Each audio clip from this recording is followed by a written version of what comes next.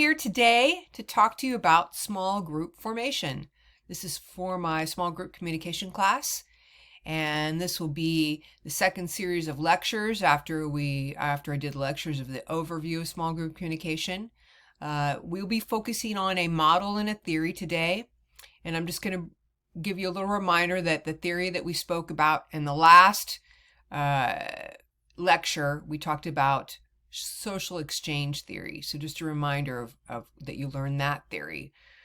Part of learning communication is learning about theories other than just learning about how to communicate with other people and what that means. So we'll be looking at Tuckman's group formation model, and then we'll be looking at general systems theory. And let me just give you a little bit of a overview or kind of a preview to what we're looking at. So Tuckman's got sometimes they have 4 stages. In this case, we're going to look at the 5 stages, and his 5 stages of how a group forms from beginning to end.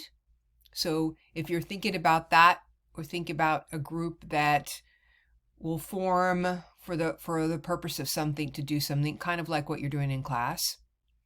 And then the theory that we have is called general systems theory. Now, general systems theory is actually a theory that is rooted in biology. It's kind of interesting that way, that it would be applied to small group communication. You might think, that doesn't make any sense to me. Here's the thing. The way we like to think of a small group is like, as a group, it's the gestalt. So if this is a group, you've got 5 members. Like, these are all 5 individual members that make the whole group. So each member, if you'll notice, all my fingers are different. They're not the same. They might even have the same nail polish in some of them, but they're not all the same size. They don't look all the same. That's the way it is in your group. All the members are different, but they're all fingers or whatever. They're all human beings, right? And together they make this whole thing. So with my fingers and the rest of this part of my hand makes the whole hand, right? So general systems theory looks at that. It's a theory that comes out of looking at biology, or the human body, or other animal bodies, so to speak, and how all the pieces work together. And so it'll be an interesting way for you to think of how is your group working by using general systems theory. And it'll make more sense when I talk about all the pieces to it. So we're going to get there in a minute. So let's go straight to the PowerPoint. And looks like I'll probably have a couple videos, lecture videos on this. So hang with me and let's get to it. All right, here we go. So here we are in small group formation, model and theory. And we're going to look at Tuckman's group development model. So it's not group formation, group development. So the keyword development, right? Development means something that's growing, okay? That's changing and growing, becoming something, on its way to becoming something. Tuckman's model. So looking at these 5 stages, you'll notice he looks at it from the point of view of they get together, and then when they're done, whatever they've completed, so it's more of a task-oriented model, whatever they've completed, then they're done. So you wouldn't really apply this to like friends or friendship groups. You might philosophically think, well, I guess I was in that group for a reason, or I guess I was doing that for a reason. And you could apply this to teams, right? You could apply this to being on a basketball team, or being on a baseball team, or volleyball, or some team where there's a group of people and you're on it for a period of time, or a swim team. So you could apply this model to teams, because you are together for a reason, to accomplish something, right? To win a championship or whatever is the goal at that time for that season. Usually it's championships. And then you depart, and you may come back together for another season, but it's almost like you might have new group members then.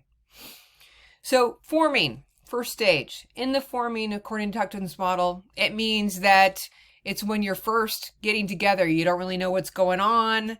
Maybe you're just getting your assignment. Everything's kind of vague. You're just getting to know each other. Usually in those situations, there's what we call primary tension, where people are overly polite and people are on their best behavior normally when they first meet people. That's kind of how we do as humans.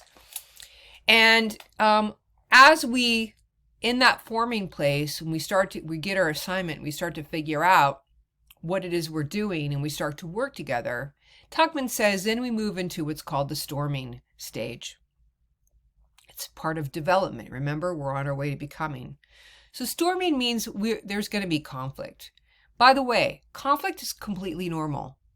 When you have two people, you're going to have conflict. We're not the same. We're different. So it's normal. Now, there can be, depending on what kind of group members you have, depending how willful or strong personality they are, will probably often mean there could be, if you have enough of them, that's usually where conflict happens. It could be the way someone talks or the way they communicate, but conflict usually comes out of this perceived idea that there's not enough to go around, or your needs aren't getting met, or something like that. But it's normal. It's normal.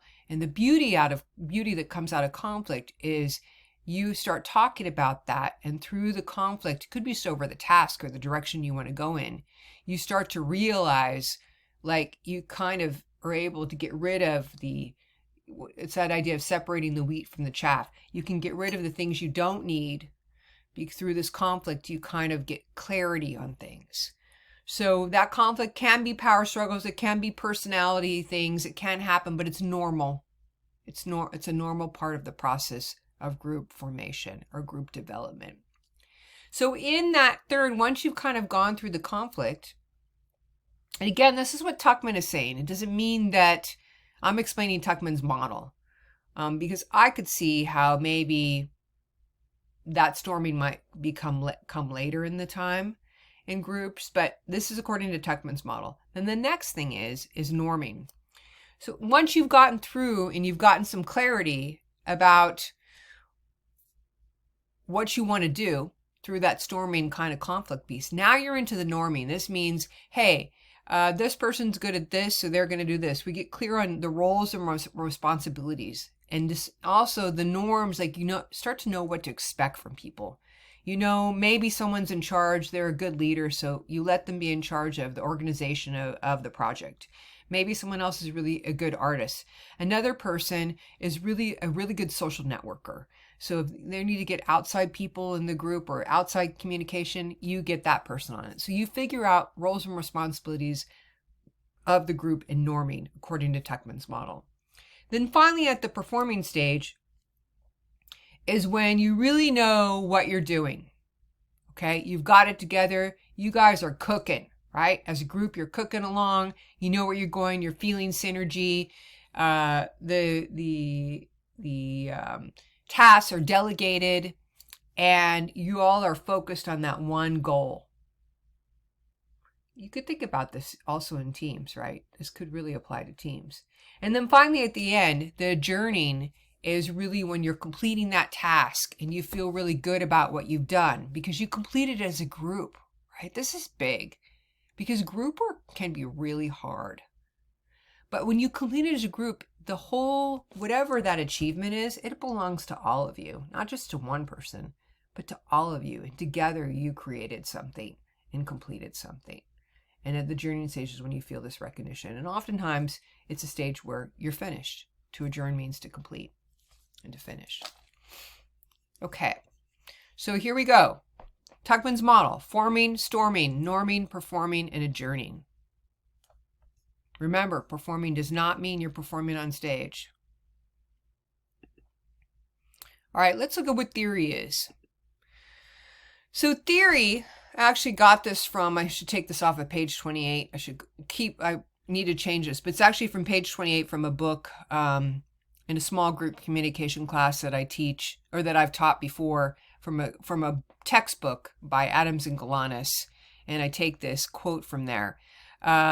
Theory is a map of reality that helps navigate unfamiliar terrain. Think about that.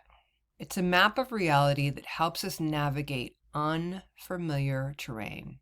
So we theorize all the time, right? We think we have a theory about something, why someone's behaving in a certain way, right? We have a theory. It's because they had a bad night's sleep, or we theorize that they're happy because, I don't know, they had a great date night with their boyfriend or girlfriend, or they're happy because they just won the lottery. We theorize all the time. Okay? It helps us kind of navigate, like figure things out. So that's what a theory is. We don't know, but we try to come up with reasons why things are happening. So general systems theory. And we're going to do this, and then we're going to look at, hang on one second, okay? I'm going to pause you guys and I'll be right back. Okay, I'm back. I couldn't see the time on the clock on there, so I wanted to make sure I had enough time. So general systems theory was developed by this dude named Ludwig von Bertalanffy, a biologist, like I told you before. And general system theory looks at a single unit as that is composed of smaller units. So again, think of your physical body, or I talked about my hand, right? Even though I have this part, that's a bigger part. But your body is composed one single unit, right? Your whole body, and it's composed of all these other smaller units. So a system consists of elements that function interdependently. What does that mean? Just think about it. A system consists of elements that function interdependently. I want you to think of your body right now. Your body, all these things work. Like, I don't know if you know this, but if your heart's messed up, it'll often affect your lungs. If your lungs are messed up, it'll affect your heart. That heart and lungs, they have a real relationship with each other. And I only know this from the illness that I experienced with my father, who had emphysema. And those two things, my mom had it too. And those two things really affect, if one is sick, it will affect the other thing. Even though the other thing might not be sick, but it will get sick. It will get weakened as a result. So the idea is a system consists of elements that work independently. They need each other. The idea of interdependence means we need each other, right? In a group, if you have 5 members, you need all 5 members to do that project. It becomes a burden when maybe only 2 or 3 members are doing the work and the other 2 are not part of the group, or not doing the group work. You're not working independently, right? You're trying to pick up the slack for someone else. But the idea is a system, according to Ludwig, is that all of these things work interdependently and help each other, support each other. That's the idea of the word interdependence. I actually think that we're going to stop right there. I'm going to pick up. Let's look at the next slide. I'm going to pick up from there. And this is the other piece of the system. A system is not just like your body, is impacted by its environment that it's in. So we have different kinds of systems, open and closed systems, and that I believe is in the next slide. We'll talk about that in a minute when I come back. Okay, we're going to stop here, and I'll see you guys in a second.